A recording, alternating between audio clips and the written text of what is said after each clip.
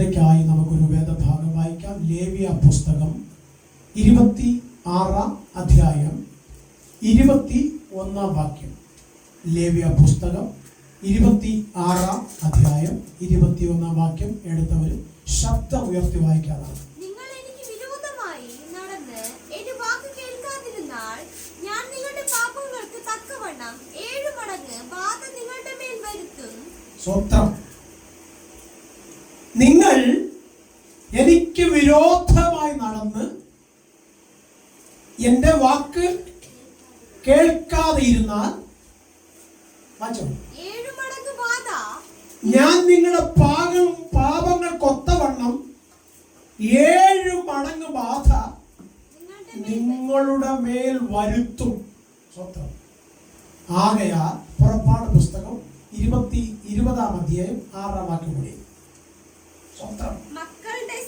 മക്കളുടെ മേൽ സന്ദർശിക്കുകയും എന്നെ സ്നേഹിച്ച് എന്റെ കൽപ്പനകളെ പുറപ്പാട് പുസ്തകം 20 അധ്യായം 6 വാക്യം. മക്കളുടെ മേൽ സന്ദർശിക്കുകയും എന്നെ സ്നേഹിച്ച് എന്റെ കൽപ്പനകളെ പ്രമാണിക്കുന്നവർക്ക് എന്നെ സ്നേഹിച്ച് എന്റെ കൽപ്പനകളെ പ്രമാണിക്കുന്നവർക്ക് 1000 തലമുറ വരെ ദയ കാണിക്കുകയും ചെയ്യുന്നു. ദയ കാണിക്കുമെന്ന്. സ്തോത്രം. മറുത്ത് മത്സരിച്ച് ദൈവത്തിന്റെ വചനത്തെ വിട്ടു പോയാൽ സ്തോത്രം ബാധ നിങ്ങളുടെ മേൽ വരും. ദൈവത്തിന്റെ വചനം അനുസരിച്ച് നിങ്ങൾ യാത്ര ചെയ്താൽ എത്ര തലമുറ? 4 തലമുറ വരെയും എന്തുണ്ടാകും? നിങ്ങളുടെ മേൽ അനുഗ്രഹമുണ്ടാകും. സ്തോത്രം. സകലത്തിനും സർവത്തിനും മതിയായ ദൈവം പറയുകയാണ്, ഞാൻ നിന്നോട് കൂടെ ഇരുന്ന് നിത്യതോളം ഞാൻ നിന്നെ കൊണ്ടുപോകാം. സ്തോത്രം. എൻ്റെ കർത്താവ് ഒരു വ്യക്തിയെ വിളിച്ച് ഒരു വാഗ്ദത്തം പറഞ്ഞാൽ ആ വാഗ്ദത്തത്തിന്റെ പൂർത്തീകരണം എത്തിക്കില്ല എന്ന് പറയുന്ന പിശാചിനെ തകർത്ത് ആ വാഗ്ദത്തത്തെ നിന്നെ കൊണ്ട് എത്തിക്കും. കാരണം എൻ്റെ കർത്താവ് വാക്ക് പറഞ്ഞിട്ടുണ്ടെങ്കിൽ അത് കേട്ട് ഏറ്റെടുത്ത് നീ വിശ്വസിച്ചിട്ടുണ്ടെങ്കിൽ ആരെല്ലാം നിനക്കെതിരെ നിന്ന് വെല്ലുവിളിച്ചാലും നീ തകർന്നു പോകുവാൻ ദൈവം അനുവദിക്കത്തില്ല. അതുകൊണ്ട് ദൈവത്തിന്റെ വചനം പറയുന്നതനുസരിച്ച് അതിന്റെ വള്ളിക്കും പുള്ളിക്കും വ്യത്യാസം വരുത്താതെ ഇടത്തോട്ടും വലത്തോട്ടും നോക്കാതെ ദൈവമുഖത്തേക്ക് നോക്കി നീ ദൈവത്തിന്റെ വചനം പറയുന്ന പ്രകാരം യാത്ര ചെയ്താൽ, ചെയ്യാതിരുന്നാൽ നീ ആഗ്രഹിക്കുന്ന ശുഭഭാവി നിന്നെ വെളിപ്പെടത്തില്ല. വചനം പറയുന്ന പ്രകാരം യാത്ര ചെയ്താൽ നീയും നിന്റെ സന്തതിയും അനുഗ്രഹിക്കപ്പെടും. എന്താണ് ദൈവം ചെയ്യരുത് എന്ന് നമ്മോട് പറയുന്നത്? സ്വത്രം. ദൈവം പറയുന്നത് നിന്റെ ഉയർച്ചയ്ക്കും നിന്റെ നാഭിക്ക് തണുപ്പും നിന്റെ സന്തോഷത്തിനും വേണ്ടിയാണ്. പിശാച് അലർന്ന സിംഹം പോലെ ആരെ വീഴും ചിന്തിച്ചു ഊടാടി സഞ്ചരിക്കുമ്പോൾ നിന്നെ കടന്നു പിടിച്ച് പിശാച് തകർക്കാതിരിക്കുന്നതിനാണ്. മാരക രോഗം കൊണ്ടുവന്ന് ലോകത്തിന് മുമ്പിൽ നിന്നെ ചോദ്യം ചെയ്യപ്പെടുന്നതാക്കി മാറ്റാതിരിക്കാനാണ്. ലോകത്തിന് മുമ്പിൽ ഭോഷനായിരുന്ന നിന്നെ ശ്രേഷ്ഠനാക്കി മാറ്റിയത് ക്രിസ്തുവിന്റെ മഹത്വത്തെ പ്രസിദ്ധമാക്കാനാണ്. അങ്ങനെയെങ്കിൽ നീ കുറഞ്ഞു പോകുവാൻ, ഇല്ല എന്ന് പറയുവാൻ, മേല എന്ന് പറയുവാൻ ഇടവരുത്താതെ നിന്റെ ശരീരാത്മ ദേഹികൾക്ക് ബലം നൽകി അവൻ നിന്നെ ജയത്തോടെ നടത്തും. ആരെല്ലാം നിന്റെ ഇടത്തും വലത്തും വീണാലും നീ വീഴുവാൻ ദൈവം സമ്മതിക്കത്തില്ല. സ്വന്തം പിശാച് തള്ളിയിടാൻ പല പദ്ധതികൾ ഒരുക്കി നിന്റെ പിന്നാലെ വരും. എന്നാൽ സർവശക്തനായ ദൈവം പറയാം, ഞാൻ നിനക്ക് അതിമഹത്തായ പ്രതിഫലമാണ്. സ്വന്തം. ഞാൻ നിന്നോട് കൂടെ ഇരുന്ന് ഞാൻ മഹത്വത്തിലേക്ക് ഉയർത്തുമെന്ന്. അങ്ങനെയാണെങ്കിൽ നിന്നെ ഉയർത്തുവാൻ ദൈവം ഉയർത്തുവാൻ സമ്മതിക്കയില്ല എന്ന് പറയുന്ന പിശാച് നിന്നെ ദൈവത്തിൽ നിന്ന് അകറ്റാൻ കൊണ്ടുവരുന്ന പരിപാടികൾ ഓരോന്നായി നമ്മൾ മനസ്സിലാക്കിയിട്ടോളം മഹത്വം ദൈവത്തിന് കൊടുക്കാൻ. വായിക്കാം പുറപ്പാട് പുസ്തകം ലേവ്യ പുസ്തകം 26-ാം അധ്യായം അതിന്റെ 1 മുതൽ നിർത്തി വായിക്കണേ.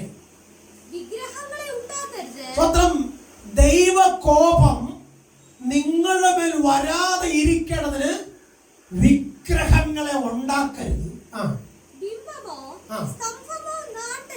ബിംബമോ സ്തംഭമോ നാട്ടരുത്. സ്വത്രം നമ്മുടെയൊക്കെ പള്ളികളുടെ മുമ്പിൽ വലിയ സ്തംഭങ്ങളില്ലേ? സ്വത്രം പള്ളിക്കകത്ത് ബിംബങ്ങളില്ലേ? സ്തോത്രം ഉണ്ടോ? നിങ്ങൾ ആരും ഒന്നും മിണ്ടുന്നില്ല. സ്വത്രം നമ്മൾ കണ്ടിട്ടില്ലേ? പൊന്നുകൊണ്ടും വെള്ളി കൊണ്ടും പിന്നെ ചെമ്പ് കൊണ്ടും പിത്തള കൊണ്ടും വലിയ സ്തംഭം നാട്ടി അതിൻ്റെ മേലൊരു കുരിശും വെച്ചൊരു മണിയും വെച്ചൊക്കെ കണ്ടിട്ടില്ലേ? സ്വത്രം ദൈവം എന്താ പറഞ്ഞ് അങ്ങനെ ചെയ്യരുത്. ഇസ്രായേൽ ജനം യേശു ക്രിസ്തുവിനെ വിളിച്ചിട്ട് പറഞ്ഞ് നമ്മുടെ പിതാക്കന്മാർ പണിത നമ്മുടെ ദേവാലയം കണ്ടോ? സ്വത്രം ഇത്രയും മഹത്വമാർന്നത് വേറെ ആർക്കുമില്ല. നമുക്ക് അഭിമാനിക്കാം. ഇതില്ലേ? അവരുടെ മനസ്സിന്റെ ചിന്താഗതി ദൈവത്തിന് മനസ്സിലായി. ദൈവത്തെക്കാൾ കൂടുതൽ ദേവാലയത്തെ അവർ സ്നേഹിക്കുന്നു. സ്വത്രം കർത്താവായ യേശു ക്രിസ്തു തന്റെ തിരുവെഴുത്തിലൂടെ ഉൽപ്പത്തി മുതൽ വെളിപ്പാട് വരെ പറയുന്ന ഒരു കാര്യമാണ്, എന്റെ മഹത്വം ഞാൻ ആർക്കും വിട്ടുകൊടുക്കത്തില്ല. സ്വത്രം ഞാനിങ്ങനെ പറയും, അനീഷിന്റെ കുഞ്ഞ് അനീഷിനെ പപ്പാന്ന് വിളിക്കുക. അങ്ങനെയാണെങ്കിൽ ആ കുഞ്ഞ് വേറെ ആരെങ്കിലും പപ്പാന്ന് വിളിച്ച അനീഷ് സമ്മതിക്കുമോ? ഇനി ഒരു പക്ഷെ അനീഷ് കുഞ്ഞല്ലേ എന്ന് പറഞ്ഞാലും അനീഷിന്റെ ഭാര്യ സോന സമ്മതിക്കുമോ? ഒരു വടിയെടുത്ത് ഒറ്റ അടി കൊടുത്തിട്ടുണ്ടെങ്കിൽ അതാണ് അതിന്റെ അപ്പ എന്ന് പറയും. ഇത് മനുഷ്യൻ ലോകത്തിൽ ചെയ്യുന്ന കാര്യമാണെങ്കിൽ മഹത്വം ദൈവത്തിന് കൊടുക്കാതെ ലോകത്തിൽ എന്തിനെങ്കിലും കൊടുക്കാൻ മനുഷ്യൻ തീരുമാനിച്ചാൽ ദൈവത്തിന്റെ കോപം അവന്റെ മേൽ വരുമെന്നാ പറഞ്ഞത്. സ്വത്രം ദൈവത്തെക്കാൾ അധികമായി ആരെ സ്നേഹിച്ചാലും എന്തിനെ സ്നേഹിച്ചാലും ദൈവത്തിന് ഇഷ്ടമല്ല. ഈ പ്രപഞ്ചത്തിൽ കാണുന്നത് മുഴുവനും നിനക്ക് സ്നേഹിക്കാൻ നിനക്ക് വേണ്ടി തന്നതാ. പക്ഷെ തന്ന ദൈവത്തിന് കൊടുക്കുന്ന മഹത്വം നീ അതിന് കൊടുക്കരുത്. സ്വത്രം ഞാനൊരു മൂവി കണ്ടു. ആ മൂവിക്കകത്ത് ഒരു ഗോൾഡ് നെക്ലസ് സ്വത്രം തന്റെ ഭാര്യയ്ക്ക് അതിൽ നടൻ വാങ്ങിച്ചു കൊടുക്കുന്നുണ്ട്. സ്വത്രം ആ വാങ്ങിച്ചു കൊടുത്ത നെക്ലസ് കണ്ടപ്പോഴത്തേക്ക് അവള് സർവവും മറന്നു. ഒടുവിൽ അവൻ ചോദിക്കുന്ന ഒരു ചോദ്യമുണ്ട്, ഈ നെക്ലസിനെയാണോ നീ കൂടുതൽ സ്നേഹിക്കുന്നത് അതോ എന്നെയാണോ? കാരണം ആ നെക്ലസിന്റെ പേരിൽ അവൾ ഉണ്ടാക്കാത്ത അടി ചെറുതൊന്നുമല്ല. അതിന്റെ പേരിൽ വീടിനകത്ത് സ്വസ്ഥത ഒരുപാട് ദിവസം കെട്ടിട്ടുണ്ട്. അത് സഹിക്കവയ്യാതെ അവൻ ചോദിക്കുന്ന ഒരു ചോദ്യമായി, ഈ നെക്ലസിനെയാണോ സ്നേഹിക്കുന്നത് അതോ എന്നെയാണോ? അവൾ ആ നെക്ലസ്, വിലപിടിപ്പുള്ള നെക്ലസ് കഴുത്തിൽ നൂരി കടലിലേക്ക് എറിഞ്ഞിട്ട് പറഞ്ഞ്, അതിനേക്കാൾ വലുതാ നിങ്ങൾ എനിക്ക്. അതൊരു സിനിമയാണെങ്കിൽ ഈ പകൽ ഞാൻ നിങ്ങളോട് ചോദിക്കട്ടെ, ഈ ലോകത്ത് നിങ്ങൾക്ക് വിലപിടിപ്പ് ഉള്ളതെന്താ? പാസ്റ്ററാണോ അതോ പള്ളിയാണോ അതോ പിന്നെ ലോകത്തിലെ മറ്റെന്തെങ്കിലും വസ്തുവാണോ? അങ്ങനെ എന്തെങ്കിലും നിങ്ങളുടെ ഹൃദയത്തിനകത്ത് വിലപിടിപ്പുള്ളതായി നിങ്ങൾ അതിനെ മഹത്വത്തോടെ കൊണ്ടു നടക്കുന്നെങ്കിൽ നിങ്ങൾ ശപിക്കപ്പെടുമെന്നാണ്. നിങ്ങൾ കൊണ്ട് നടക്കുവാൻ യോഗ്യനായ ഒരുവനുണ്ട്. അവനത്രേ നിങ്ങൾക്ക് വേണ്ടി കാൽവരി ക്രൂശിൽ യാഗമായി തന്ന കർത്താവായ ക്രിസ്തു. ആ ക്രിസ്തു നിന്റെ അകത്ത് വസിച്ചാലുണ്ടല്ലോ, നീ ഒരു അനുഗ്രഹമാണ്. നീ ചെല്ലുന്നിടത്തെല്ലാം അനുഗ്രഹിക്കപ്പെടും. ഇവിടെ പറയാ, വിഗ്രഹം ഉണ്ടാക്കരുത്, സ്തംഭം നാട്ടരുത്, ഒരു കല്ലും നമസ്കരിപ്പാൻ നിങ്ങളുടെ ദേശത്ത് നാട്ടുകയും വരുത്. അടുത്തേ, യാതൊരു കല്ല് കൊത്തുവാൻ നിങ്ങളുടെ ദേശത്ത് നാട്ടുകയും അരുത്. സ്വത്രം. രൂപം കൊത്തിയ ഒന്നും നിങ്ങൾ നാട്ടരുത്, കൊണ്ട് നടക്കരുത്. സ്വത്രം. നോക്ക്, ദൈവം തന്റെ ജനത്തോട് ഇത് പറയുമ്പോ നമ്മളിൽ പലരും മുൻകാലങ്ങളിൽ ഇത് കൊണ്ടു നടന്നവരാ. അത് കാരണം ജീവിതത്തിൽ പലപ്പോഴും സ്വസ്ഥത നഷ്ടപ്പെട്ടതാ. എന്നോട് ഒരാൾ ഇങ്ങനെ പറഞ്ഞു, സ്വത്രം, ഈ സ്വർണം ഉപയോഗിക്കരുതെന്ന് എവിടെയാ പറഞ്ഞേക്കുന്നത്? ഞാൻ പറഞ്ഞു, മക്കളെ ബൈബിൾ നോക്കിയാൽ എനിക്കത് ഇപ്പൊ പറഞ്ഞുതരാൻ സമയമില്ല, ബൈബിൾ വായിച്ചാൽ അവിടെ കാണാം. സ്വത്രം. ദൈവം പറഞ്ഞില്ലേ, നിങ്ങൾ മിസ്രൈം വിട്ട് പോരുമ്പോ അവിടുന്ന് കിട്ടുന്ന എല്ലാം വാങ്ങിച്ചോളും. ദൈവമല്ലേ പറഞ്ഞത്? അത് വഴിയിൽ അവർക്ക് ചെലവിന് ഉപകരിക്കുന്നല്ലേ ദൈവം പറഞ്ഞത്? അപ്പൊ അത് ഉപയോഗിക്കുന്നത് പാസ്റ്റർമാരെ നിങ്ങൾ എന്തിനാ പറയുന്നത്? ദൈവം എന്താ പറഞ്ഞത്? കിട്ടുന്നെല്ലാം വാങ്ങിച്ചോളൂ, ഇട്ടോളം പറഞ്ഞോ? ഇല്ല, കൈവച്ചോ, നിങ്ങൾക്ക് ആവശ്യം വരും, അത് വിറ്റ് നിങ്ങൾക്ക് ചെലവ് കഴിയാം. അത് തൂക്കിക്കൊണ്ട് നടക്കാൻ ദൈവം പറഞ്ഞില്ല. ഇനി കുറച്ചു പേരെ അതെടുത്ത് കഴുത്തിലിട്ടു, കൊള്ളാം, കാണാൻ നല്ല രസമുണ്ട്, സൗന്ദര്യമുണ്ട്. സ്വത്രം. അവർ കുറെ കൂടെ അഴകുള്ളവരായി മാറി. പക്ഷെ അഴക് അവരെ ആപത്തിൽ കൊണ്ടെത്തിച്ചു. സ്വത്രം. നമുക്ക് മോശ തങ്ങളെ വിട്ട് പോയപ്പോ സ്വത്രം അഹരോ പറഞ്ഞ്, ഇനിയിപ്പം മോശ വരുന്ന ലക്ഷണമൊന്നുമില്ല, നിങ്ങളൊരു കാര്യം ചെയ്യും, മോശ ഉയർത്തിയ ദൈവത്തെ ഞാൻ നിങ്ങൾക്ക് ഉണ്ടാക്കി തരാം. നിങ്ങളുടെ കഴുത്തിൽ കിടക്കുന്ന കാതിൽ കിടക്കുന്ന എല്ലാം പറിച്ച് ഇനി കൊണ്ടുപോവാ. പത്രം. അവര് വൈമനസ് കാണിച്ചോ? ഊരാൻ പറയുമ്പോ അവർ ഊരിക്കൊടുത്ത്. മോശ നിയമപ്പെട്ടവുമായിട്ട് ഇറങ്ങി വരുമ്പം മോശ കാണുന്നത് ഒരു കാളക്കുട്ടിയുടെ മുമ്പിൽ കിടന്ന് അവർ തുള്ളുക. മോശ ഒരു ചോദ്യം ചോദിച്ചു, മോനെ അഹരോനെ, നീ എന്താ ഈ കാണിച്ചത്? തേജസ്സുള്ള ദൈവത്തിന്റെ തേജസ്സിനെ മാറ്റി നീ രൂപം കൊത്തി ഉണ്ടാക്കി അതിനെ നമസ്കരിച്ചത് തെറ്റല്ലേ? ഇന്ന് വരെ നീ കണ്ടിട്ടുണ്ടോ ഏതെങ്കിലും ഒരു രൂപം ദൈവത്തിൻ്റെതായിട്ട്?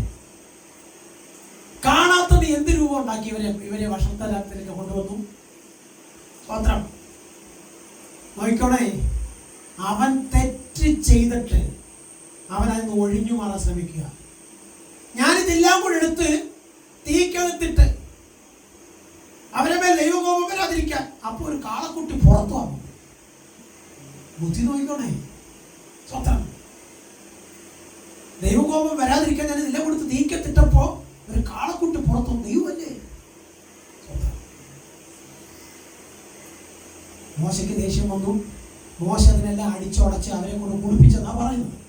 സ്വത്രം. പോട്ടെ, അതല്ലല്ലോ നമ്മുടെ വിഷയം. ദൈവം പറയുകയാണ്, ഒന്നിനെയും ഉണ്ടാക്കരുത്, നമസ്കരിക്കരുത്. അടുത്ത രണ്ടാം വാക്യം, ഞാൻ നിങ്ങളുടെ ദൈവമായ യഹോവയാകുന്നു. നിങ്ങൾ എന്റെ ശബത്തുകൾ ആചരിക്കണം. എന്റെ വിശുദ്ധ മന്ദിരത്തെ ബഹുമാനിക്കണം. ആരാധിക്കണോ എന്നല്ല പറഞ്ഞത്, ബഹുമാനിക്കണം. അങ്ങനെ പറഞ്ഞ അറിയാമോ? ദൈവത്തിന്റെ ആലയത്തിൽ വരുന്നത് ഭയത്തോടെ വിറയലോടെ വേണം. അതാ ബഹുമാനം. ആരാധന അതല്ല. ആലയം എന്ന് കാണുമ്പോൾ ഹൃദയത്തിനകത്ത് ഓർമ്മ വരണം, ഇത് ദൈവത്തെ ആരാധിക്കുവാനുള്ള ഇടമാണ്. ആ ഒരു ഭയം ഉണ്ടാവണം. സ്വന്തം ആരാധന ആർക്ക് കൊടുക്കണം? ദൈവത്തിന് കൊടുക്കണം. സ്വന്തം. അടുത്ത വാക്യം, ഞാൻ യഹോവയാകുന്നു. എന്റെ ചട്ടം ആചരിച്ച് എന്റെ കൽപ്പന പ്രമാണിച്ച് അനുസരിച്ചാൽ ഞാൻ തക്ക സമയത്ത് നിങ്ങൾക്ക് മഴ തരും. സ്വന്തം. ഇപ്പം മഴയുടെ കാലമല്ലേ? അല്ലേ? എന്താ മഴ പെയ്യാത്തത്? ഇനി മഴ നമ്മൾ പ്രവചിക്കുമ്പോഴാണ് ഇപ്പൊ പെയ്തുകൊണ്ടിരിക്കുന്നത്. ഇവിടെ മഞ്ഞ അലോട്ട് വെച്ച തിരുവനന്തപുരത്ത് പച്ച അലോട്ട് പെയ്യും. തിരുവനന്തപുരത്ത് പച്ച അലോട്ട് വെച്ച കോഴിക്കോട് മഞ്ഞ അലോട്ട് പെയ്യും. എന്റെ കുഞ്ഞിനാളിൽ ഞാൻ റേഡിയോയിൽ കൂടെ വാർത്ത കേട്ടിട്ടുണ്ട്. ആകാശവാണി, തിരുവനന്തപുരം, ആലപ്പുഴ, കേരളത്തിൽ അങ്ങനെയായി മഴ പെയ്യാനും പെയ്യാതിരിക്കാനും സാധ്യതയുണ്ട്. സ്വന്തം ഇത് കേൾക്കുമ്പോ വീട്ടിലെ അമ്മച്ചിമാര് ഇറങ്ങി ഇങ്ങനെ കൈവച്ചിട്ട് ആകാശത്തോട്ട് നോക്കും. ഇവിടെ എവിടെങ്കിലും മഴമേഘമുണ്ടോ എന്ന്. ഇന്ന് നമുക്ക് ആർക്കെങ്കിലും അറിയാമോ? നമ്മൾ ആരെങ്കിലും അങ്ങനെ നോക്കുമോ? പക്ഷെ അമ്മച്ചി ഇങ്ങനെ നോക്കിയിട്ട് പറയും, മക്കളെ മഴ വരുന്നുണ്ട്. മുറ്റത്ത് കിടക്കുന്ന തുണിയെല്ലാം വാരി അകത്തു കൊണ്ടിടും. ഇന്ന് നമ്മൾ തുണി വാരാൻ പോയാൽ ഒരു ലോഡ് തുണി വാരും. അന്നത്തെ കുഞ്ഞുങ്ങൾ തുണി വാരാൻ പോയാൽ 4-5 തുണി കാണും. കാരണം അതേ ഉള്ളൂ. അത് നനഞ്ഞു പോയാൽ ഉടുക്കാൻ വേറെ വസ്ത്രമില്ല. ഇന്ന് ഒരു ലോഡ് തുണി നമുക്കുണ്ട്. അതുകൊണ്ട് ഇന്ന് മഴയും കാറ്റും ഒന്നും നമുക്ക് പ്രശ്നമല്ല. മാത്രമല്ല പറയുന്ന സമയത്ത് മഴ പെയ്യത്തുമില്ല. അന്ന് അമ്മച്ചിക്കറിയാം മഴ പെയ്യും. അപ്പച്ചൻ ദൂരെ ഓടി വന്നൊരു മക്കളെ മഴ വരുന്നുണ്ട്. എവിടെയോ പെയ്യാൻ തുടങ്ങുന്നുള്ളു. അത് കാസർഗോഡ് പെയ്യാൻ തുടങ്ങിയാൽ 15 മിനിറ്റ് കൊണ്ട് തിരുവനന്തപുരത്ത് പെയ്തിരിക്കും. ഒറ്റ മഴയാ. അങ്ങനെ ഒരു മഴ പെയ്ത് 86-ലാണോ തോന്നി, 86-ലോ 96-ലോ 98-ലാണ് മഴ പെയ്ത് കേരളക്കര മൊത്തം വെള്ളത്തിനടിയിൽ. ചിന്തിച്ചു നോക്കണേ, ഇന്ന് അതുപോലെ മഴയുണ്ടോ? ദൈവത്തിന്റെ വചനം ഇപ്പൊ ഈ ഓണത്തിന് മുമ്പ് ഇപ്പോഴൊക്കെ തോരാതെ അടമഴ വേണ്ട സമയമാണ്. മാത്രം ഇങ്ങനെ എൻ്റെ ചെറുപ്പകാലത്ത് ഞാൻ ഓർത്തിട്ടുണ്ട്, ഓണത്തിന് 10 ദിവസം ഉണക്ക് കിട്ടിയാൽ ഒരു നല്ല പുത്തം കോടി കിട്ടും. അതിനുവേണ്ടി അപ്പച്ചനും അമ്മച്ചിയൊക്കെ ഒരുങ്ങി ദൈവത്തോട്, കർത്താവേ ഓണം വരുന്നു, എൻ്റെ കുഞ്ഞുങ്ങൾക്ക് ഒരു തുണി വാങ്ങിക്കാൻ 10 ദിവസം ഉണക്ക് കിട്ടണേ. ഇപ്പൊ ആരെങ്കിലും അങ്ങനെ പ്രാർത്ഥിക്കാറുണ്ടോ? ഇനി പ്രാർത്ഥിച്ച അങ്ങനെ മഴ നിൽക്കുവോ? ഇനി പ്രാർത്ഥിച്ച മഴ പെയ്യുവോ? എന്താ കാര്യം? മനുഷ്യരെല്ലാം ദൈവത്തെ മറന്ന് സ്വന്തം ഇഷ്ടപ്രകാരം ലോകത്തിൽ ജീവിതം തുടങ്ങി. അപ്പനെ ഭയമില്ല, അമ്മയെ ഭയമില്ല, മുതിർന്നവരെ ബഹുമാനിക്കില്ല, എന്തിനു പറയുന്നത് കൂട്ടാളിയെ അംഗീകരിക്കത്തില്ല, കുഞ്ഞുങ്ങളെ സ്നേഹിക്കത്തില്ല. മനുഷ്യരെല്ലാം വെറും മൃഗത്തെക്കാൾ മോശമായ ജീവിത നിലവാരത്തിലേക്ക് മാറ്റപ്പെട്ടു. ഇപ്പൊ അവന്റെ ഹൃദയത്തിനകത്ത് ഒരേ ഒരു ആഗ്രഹം, ആരെ കൊന്നാലും വേണ്ടിയില്ല, ആര് ചത്താലും എനിക്ക് പ്രശ്നമല്ല, എനിക്കെന്ത് കിട്ടണം? പണം കിട്ടണം. ഗോത്രം എങ്ങനെയാ പറയുന്നേ? പണ്ട് കുഞ്ചന്തമ്പരം ദീപസ്തംഭം മഹാചര്യം, നമുക്കും കിട്ടണം പണം. അതിനു വേണ്ടി മനുഷ്യൻ പരക്കം പാഞ്ഞോടുകയാ. സ്വത്രം ഒന്ന് മാറി ഓരോന്നിനും കുത്തിയും വെട്ടിയും തള്ളിയിട്ടിട്ട് പണം ഉണ്ടാക്കാൻ മനുഷ്യൻ ഓടുമ്പോ ദൈവം പറയുക, എന്നെ മറന്ന് ജീവിക്കുന്ന നിനക്ക് നീ ആഗ്രഹിക്കുന്ന സമയത്ത് മഴയോ വെയിലോ നന്മയോ കിട്ടത്തില്ല. അന്നത്തെ അപ്പച്ചന്മാരും അമ്മച്ചിമാരും കണ്ണുനീരോടെ പ്രാർത്ഥിക്കും. അന്ന് വാനനിരീക്ഷകർക്കറിയാം ഇടവപ്പാതി സമയം. ഇടവപ്പാതി എപ്പോഴാ മഴ പെയ്യുന്നേ? ഈ ഉച്ചയ്ക്ക് അല്ലേ? ഉച്ച കഴിഞ്ഞ് അങ്ങനല്ലേ ഇടവപ്പാതി. എനിക്ക് മഴയുടെ കാലം അറിയത്തില്ലെങ്കിലും ഞാനിങ്ങനെ കേട്ടിട്ടുണ്ട്. ഉച്ച കഴിഞ്ഞൊരു മഴയുണ്ട്. അതിനാ ഇടവപ്പാതി എന്ന് പറഞ്ഞത്. പാതി കഴിഞ്ഞ് മഴ ആണോ? ആന്ന് തോന്നുന്നു, എനിക്കറിയത്തില്ല. ഉച്ച കഴിഞ്ഞ് മഴ പെയ്യും. ഇപ്പൊ ഉച്ചയ്ക്കുണ്ടോ മഴ? രാവിലെ ഉണ്ടോ മഴ? എപ്പോഴാ മഴയെന്ന് ആർക്കും അറിയത്തില്ല. ഇനി എവിടെ എങ്ങനെ വെള്ളം പോകുമെന്ന് അറിയത്തില്ല. എപ്പോ കടൽ കയറി വരുമെന്ന് അറിയത്തില്ല. ഇനി എങ്ങനെയാണ് മുന്നോട്ട് പോകുന്നതെന്ന് അറിയത്തില്ല. ഇപ്പൊ വല്ലാത്ത കഷ്ടത്തില്ല. ഇനി അതും പോയിട്ട് സ്വത്രം, ഇനി വായിച്ചോണ്ട് പോകാൻ സമയമില്ലാത്തത് പെട്ടെന്ന് പറഞ്ഞു തീർക്കാം. സ്വത്രം അതും പോയിട്ട് ഈ പനി പിടിച്ച് ഒന്ന് മഴ നനഞ്ഞാൽ സ്വത്രം അമ്മച്ചി പറയും, എടാ ഇന്നലെ നിന്നോട് പറഞ്ഞതാ മഴ നനയല്ലേ എന്ന്. സ്വത്രം എടാ അനുസരണം കേട്ടവനെ പറഞ്ഞ കേട്ടില്ലേ പനി വരൂടാ. ചില അപ്പച്ചന്മാരൊന്നും നല്ല വടിയെടുത്ത് അടിക്കും. മഴ തടഞ്ഞ് ചാടുന്നോടാന്ന് ചോദിച്ചോണ്ട്. അപ്പൊ നമ്മള് മഴയൊന്നും നനയണ്ട. ഒരു കാറ്റടിച്ച് അതിന് ആ മഞ്ഞ് പോലെ കണം വീണാൽ മതി. അപ്പോഴേ അച്ഛേ എന്ന് പറഞ്ഞ് നമ്മള് തുണ്ണും. ഉടനെ നമ്മളെങ്ങോട്ട് ഓടും? ആശുപത്രിയിലോട്ട് ഓടും. ആശുപത്രിയിലോട്ട് ഡോക്ടർ പറയും ചോറ് തിന്നല്, ദോശ തിന്നല്, കാപ്പ് കുടിക്കല്, പാവയ്ക്ക ജ്യൂസേ കുടിക്കാവൂ. സ്വത്രം ഉള്ളതും കൂടെ പോയി. എന്നാല് എൻ്റെ ഓർമ്മ ശരിയാണെന്നുണ്ടെങ്കിൽ എൻ്റെ അപ്പച്ചൻ ചെയ്തിട്ടുള്ളൊരു കാര്യം എനിക്കറിയാം.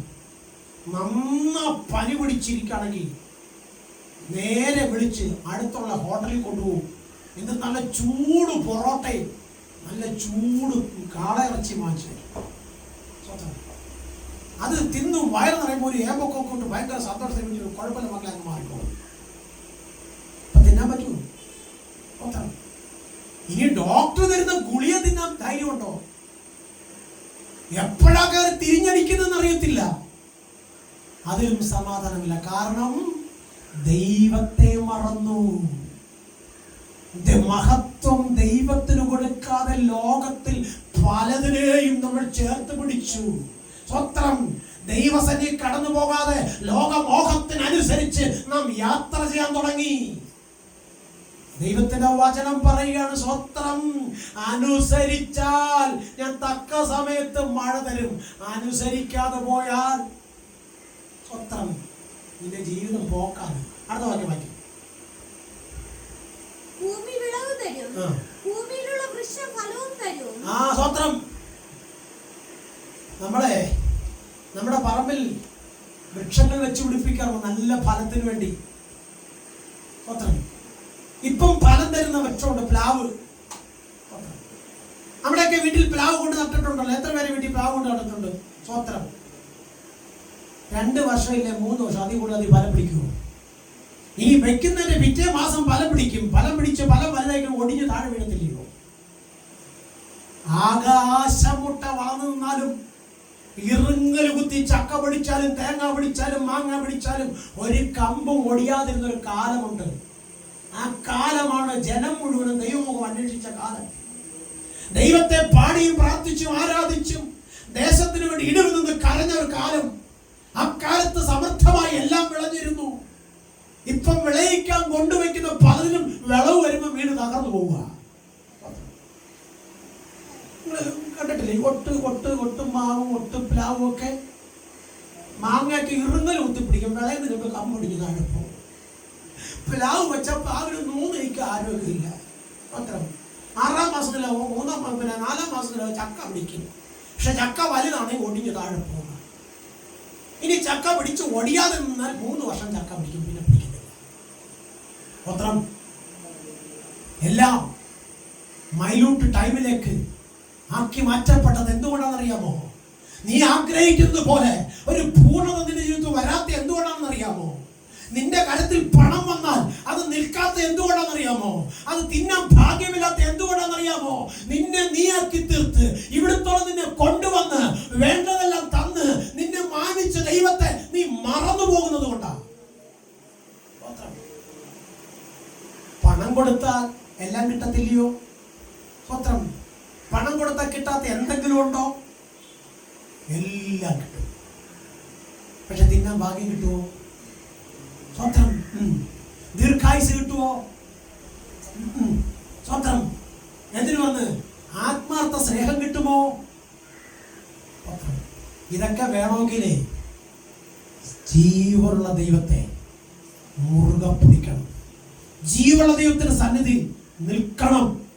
അങ്ങനെ നിന്നാൽ എന്നെ പോലെ എല്ലാം തിന്നാം, എല്ലാം കുടിക്കാം, എവിടെ പോകാം, എവിടെ കടന്നാലും ഉറങ്ങും, ആരെ കണ്ടാലും ഹായ് ബായ് പറയാൻ പറ്റും, നട്ടല് കൂനാതെ നിവർന്ന് നിൽക്കാനും പറ്റും. ഇന്നത്തെ കാര്യമാണ്, നാളത്തെ കാര്യം എനിക്ക് അറിയത്തില്ല. അത് ദൈവത്തിന്റെ കാര്യത്തില്ല. ഒരു അനന്യ പറഞ്ഞു. സ്വത്രം ഇന്ന് വരെ നിർത്തിയത് ദൈവമാണെന്നും ആ ദൈവം എനിക്കൊരു ദോഷവും വരുത്താതെ ഇന്ന് വരെ നടത്തിയെന്നും ഉത്തമ ബോധ്യമുണ്ടാവണം. ഒരു പകൽക്കാലം കൂടി ദൈവത്തെ ആരാധിപ്പാൻ സ്വർഗത്തിൽ നിന്ന് ഭാഗ്യമുണ്ടല്ലോ, അത് മുഴുവത്തേക്കാൾ വലിയതാണെന്ന് ഓർത്ത് മഹത്വം ദൈവത്തിന് കൊടുക്ക്. അപ്പന്റെ മിടുക്കല്ല, അമ്മയുടെ മിടുക്കല്ല, നമ്മുടെ കുടുംബത്തിന്റെ ശ്രേഷ്ഠതയല്ല, നമ്മുടെ പണത്തിന്റെ ബാഹുല്യതയല്ല, നമ്മുടെ ഭവനത്തിന്റെ പ്രൗഢിയല്ല, ദൈവത്തിന്റെ കൃപയാ. ആ കൃപ നിന്നുള്ളത് കൊണ്ടാ ശേഷം മനുഷ്യരെ പോലെ ഈ പകൽക്കാലം നീ ഹോസ്പിറ്റലാകാതെ ഇരുന്നത്, നീ ശവപ്പെട്ടിക്കകത്ത് കയറാതെ ഇരുന്നത്, നിന്റെ ഭവനത്തിനകത്ത് നിലവിളി ഉയരാതെ ഇരുന്നത് ദൈവത്തിന്റെ കരുണയാ. അത് ദൈവം നിന്നോട് ചെയ്യുന്ന ദീർഘക്ഷമയാ. അടുത്ത വാക്യം വായിക്കാം, പെട്ടെന്ന് വായിച്ചു.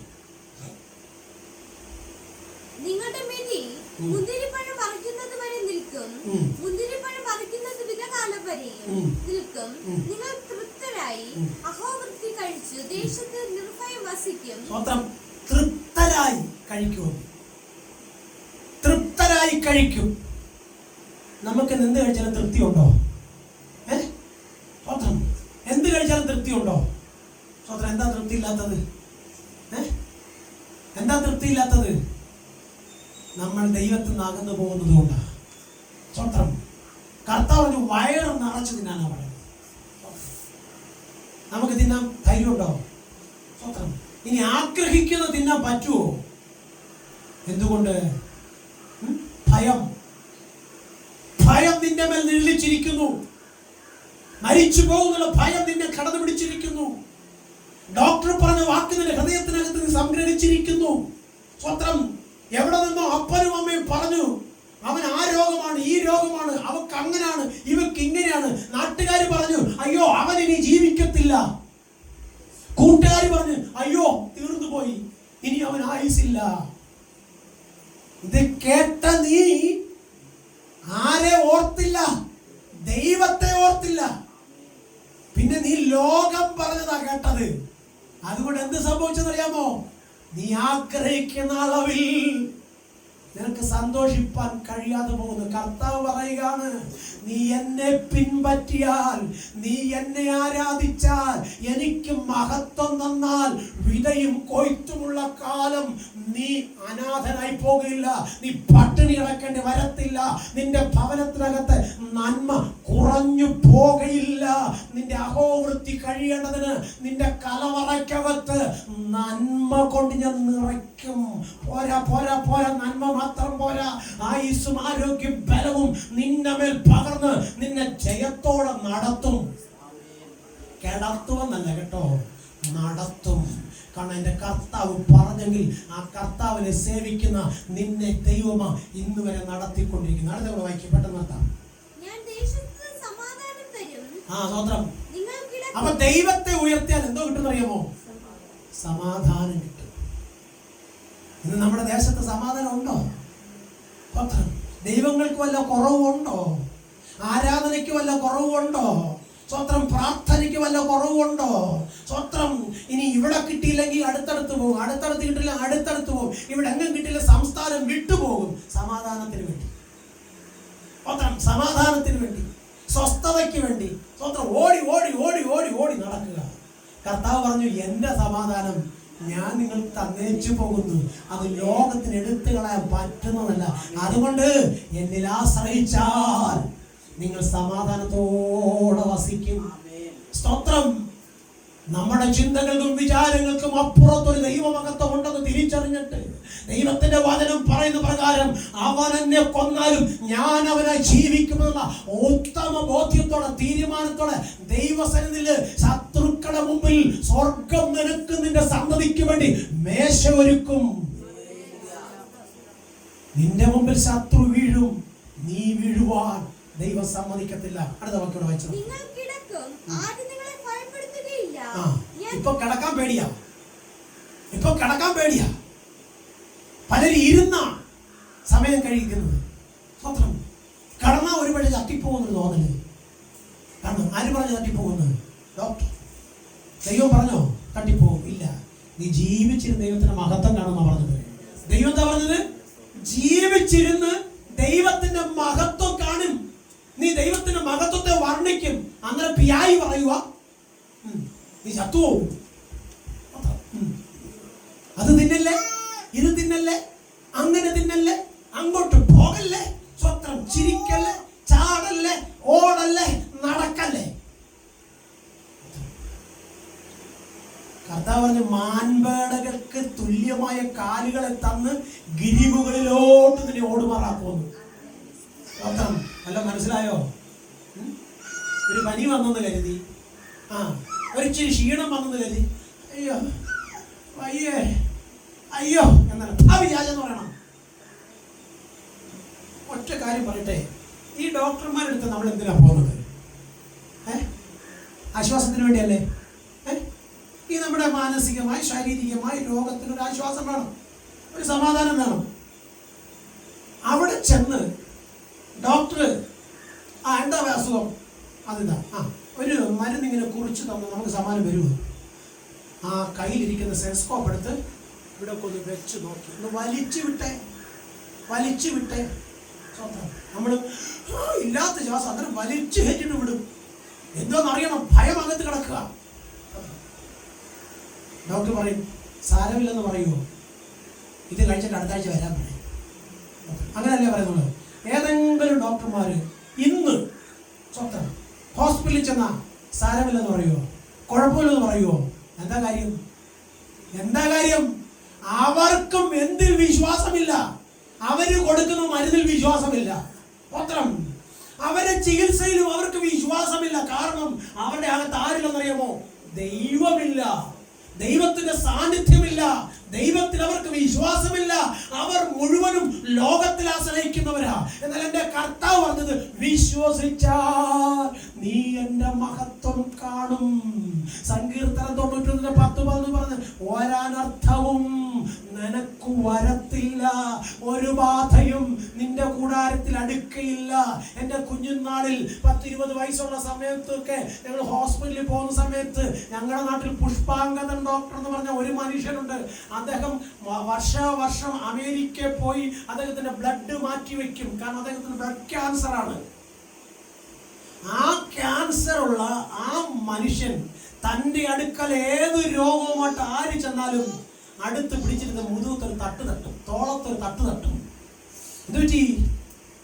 കുഴപ്പമില്ലെന്നേ, നോ പ്രോബ്ലം, ഞാനൊരു മരുന്ന് തരാം കേട്ടോ, അതൊരു പ്രാവശ്യം കഴിച്ചാൽ മതി, മാറും. ഇത് കേൾക്കുമ്പോ നമ്മുടെ അകത്തെന്താ വരും? ആശ്വാസം വരും, മാറും, സൗഖ്യമാകും. ഈ തരുന്ന ആളുടെ രോഗം ഒന്ന് ചിന്തിച്ചു നോക്ക്. ഈ നമ്മളെ ആശ്വസിപ്പിക്കുന്ന ആ മനുഷ്യൻ വർഷവും അമേരിക്കയിൽ തന്നെ ബ്ലഡ് മാറ്റി വെച്ചോണ്ടിരിക്കുക. ആ മനുഷ്യൻ നമുക്ക് തരുന്ന ധൈര്യം കണ്ടോ? കുഴപ്പമില്ല, അങ്ങ് മാറിക്കോളും. ഡോക്ടർ ഒരു ഇഞ്ചക്ഷൻ ഒന്നും ആവശ്യമില്ലെന്നേ, അതങ്ങ് മാറും. സ്വത്രം ഞാനും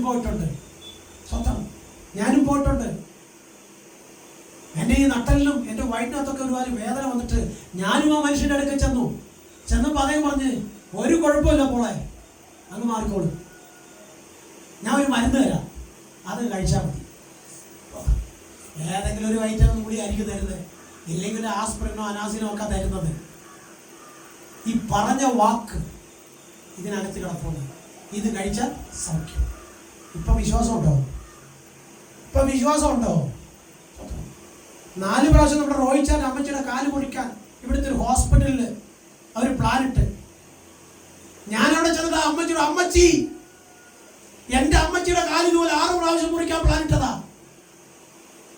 എൻ്റെ അമ്മച്ചിയുടെ കാല് ദൈവം സൗഖ്യമാക്കി, അമ്മച്ചിയുടെ കാല് സൗഖ്യമാവും. അമ്മച്ചി മുറിപ്പിക്കല്ലേ, അപ്പച്ചനെടുക്കാൻ ആരോഗ്യമില്ലേ?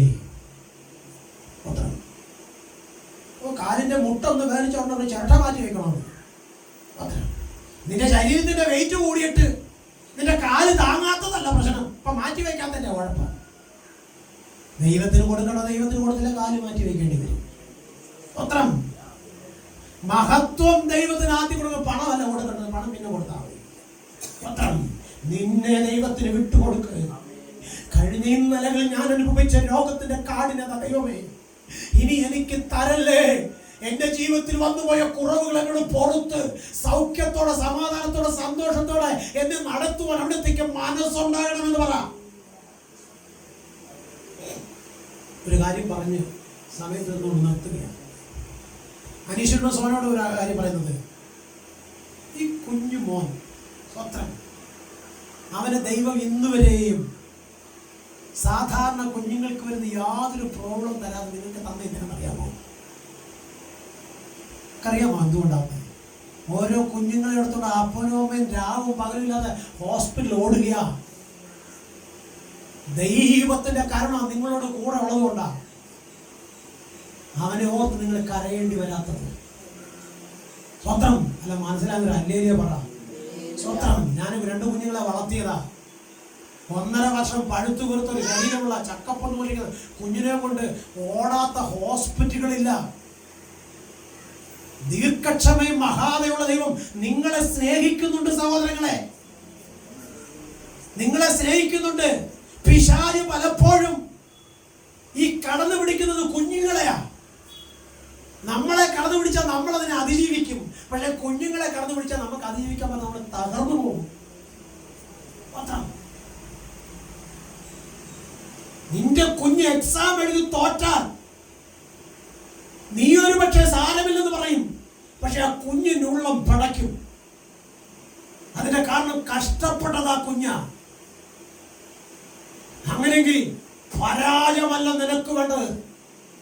നിന്റെ കുഞ്ഞിന് വേണ്ടി നീ ദൈവസന്നിധിയിൽ ഇടിവിൽ നിന്ന് കരഞ്ഞാലുണ്ടല്ലോ, സകല പരാജയങ്ങളെ വിജയമാക്കി നിന്ദിച്ചവരുടെ മുമ്പിൽ സ്വർഗം നിങ്ങളെ ഉയർത്തി മാനിക്കും.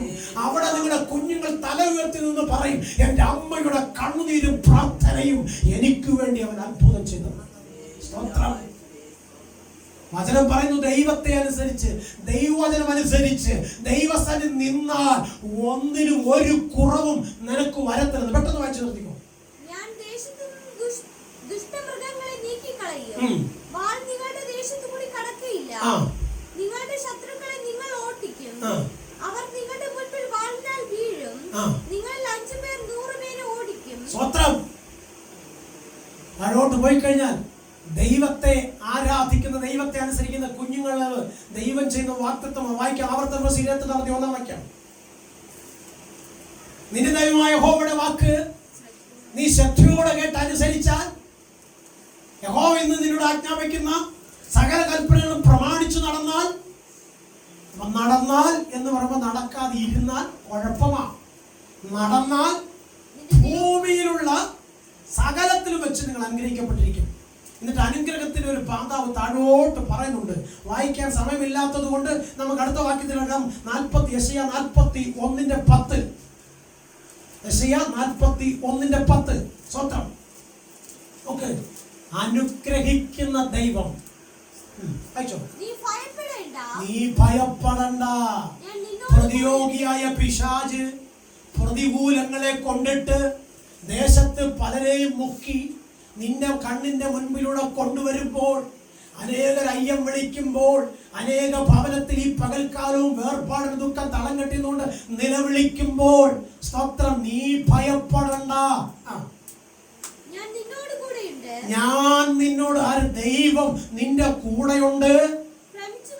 ഭ്രമിച്ചു നോക്കേണ്ട. ഞാൻ നിന്റെ ദൈവമാകുന്നു. Praise the Lord. വായിക്കാം. സ്വത്രം. യെശയ്യാ പ്രവചനം 41:10. സ്വത്രം. സോറി 1 കൊരിന്ത്യർ ലേഖനം 3:16-17. Praise the Lord. ദൈവം നിങ്ങൾക്ക് അനുകൂലമായിരിക്കുന്നിടത്തോളം കാലം ശത്രു പ്രതികൂലമായി നിങ്ങൾക്ക് നേരെ വാടകോരി വന്നാലും അവൻ പരാജയപ്പെടും. വായിച്ചോ. നിങ്ങൾ ദൈവത്തിന്റെ മന്ദിരമാ. ദൈവത്തിന്റെ ആത്മാവ് നിങ്ങളിൽ വസിക്കുന്നു. Praise the Lord. 1 കൊരിന്ത്യർ 3:16-17 വായിക്കുന്നു. സ്വത്രം. ദൈവത്തിന്റെ ആത്മാവ് നിങ്ങളിൽ വസിക്കുന്നു. സ്വത്രം. ഹല്ലേലൂയ പറഞ്ഞ കരമുയർത്തി ഒരു നല്ല ഹല്ലേലൂയ പറയാ. ഈ മൺകൂടാരത്തിനകത്ത് ദൈവത്തിന്റെ ആത്മാവ് വസിക്കുവാൻ നിങ്ങൾ ഇടം കൊടുത്തത് കൊണ്ട് മൺകൂടാരം തകർന്നു വീഴാൻ ദൈവം അനുവദിക്കത്തില്ല. സ്വത്രം. പനിയും തലവേദനയും വയറ്റുവേദനയും ഛർദിലും ഒക്കെ വന്നാലും സ്വത്രം മരണത്തിന് വിട്ടുകൊടുക്കാതെ, തളർന്നു പോകാതെ, തകർന്നു പോകാതെ നിന്നെ സംരക്ഷിക്കുന്ന സർവശക്തനായ ദൈവത്തിന്റെ കരമുണ്ടല്ലോ, അത് നിനക്ക് അനുകൂലമായിരിക്കുന്നുകൊണ്ടാ.